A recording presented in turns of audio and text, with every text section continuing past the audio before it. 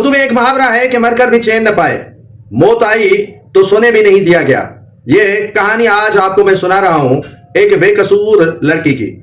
نیتی لڑکی کا قتل ہوا، بنا غسل، بنا کفن اور جنازہ نماز کے بغیر اسے دفنا دیا گیا، کیونکہ وہ قاری تھی۔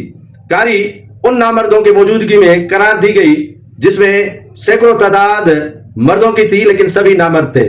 قصہ روبینہ عرف خالدہ چانڈیو کا ہے اور اس کی لاش کی پائمالی ہو چکی ہے۔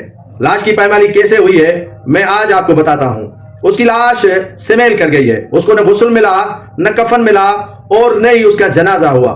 تو جیسے ہی حرام جانوروں کو پتا چلا کہ اس میں بنا غسل کفن کے نیتی لڑکی کی لاش ہے تو انہوں نے کھودنا شروع کر دیا اور لاش کی بے حرمتی بے حسی یہ گاؤں والے دیکھتے رہے۔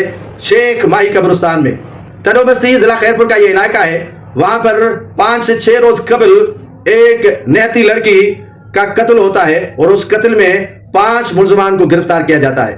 جس وڈیرے نے جرگہ کیا تھا نبن چانڈیو نے، وہ تاحال پولیس کی گرفت سے باہر ہے اور آج تک پولیس نے اسے گرفتار نہیں کیا ہے۔ ایس ایس پی خیرپور امیر سعود مقصی صاحب نے ایکشن تو لیا ہے، ان کے گھر بھی مسمار کروائے ہیں اور کافی ملزمان کو، سہولتکاروں کو گرفتار کروایا ہے، لیکن یہ قصہ بڑا عجیب سا ہوتا جا رہا ہے۔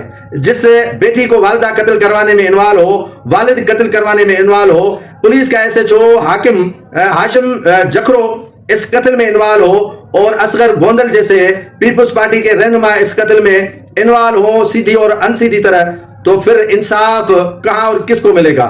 ہونا تو یہ چاہیے تھا کہ اس لاش کا پوسٹ مارٹم ہوتا اور پوسٹ مارٹم کے بعد اس کو غسل دیا جاتا، اس کو کفن پہنایا جاتا اور عزت اور با وقار طریقے کے ساتھ ان کا جنازہ ہوتا اور اس کے بعد اس کی تدفین ہوتی۔ لیکن یہ معاشرہ آج بھی پتھر کا ہے، یہ معاشرہ آج بھی اس جو ہے وہ ظالموں کے دور کا ہے جہاں پر خواتین کی عزت نہیں کی جاتی تھی۔ یہ روبینہ عرف خالدہ چانڈیو دنیا سے تو کوچ کر گئی لیکن کافی سوالات پیچھے چھوڑ کر چلی گئی ہے۔